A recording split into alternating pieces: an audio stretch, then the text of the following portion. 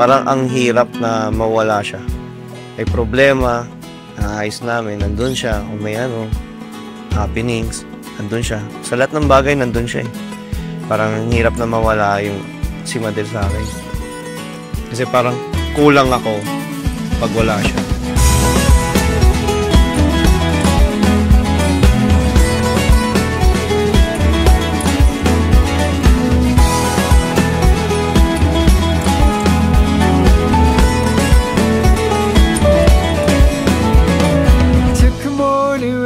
To the place where you and I were supposed to meet.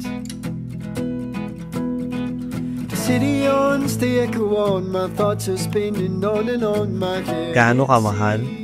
Hindi. Hindi ko masasabi kung gaano ka mahal. Siya lang naman yung nagpabago kung paano, alam mo yun, yung tumino ka as lalaki. Eh, alam mo naman tayo yung natin, culture natin mga lalaki. Babae. Maybe it's fate that we lose control. In circles around we go. We become who we ought to know. We just gotta let it go. We just gotta let it go. So I'm coming home to you.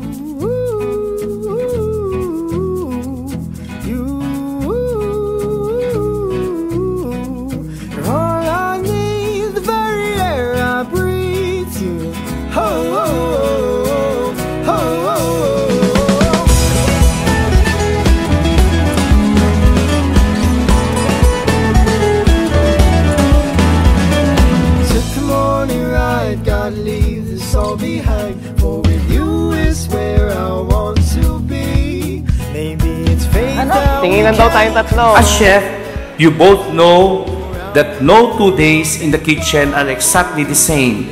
Sometimes the recipe works perfectly, but sometimes not. But you keep showing up because what you're building together is worth it. That is marriage.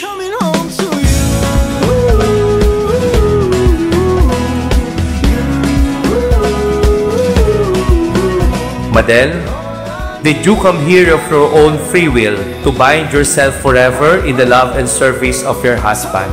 Yes, Father. Lester, did you come here of your own free will to bind yourself forever in the love and service of your wife? Yes, Father. Are you both ready to raise as good Christians the children whom God will give you?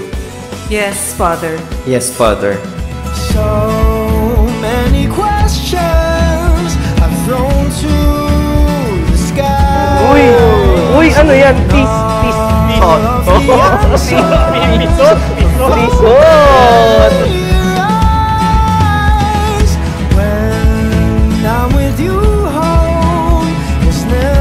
my kape, sila dun sa taas.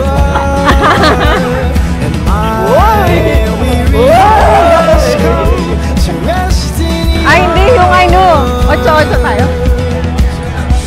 Bon voyage on the greatest adventure of all, that is marriage.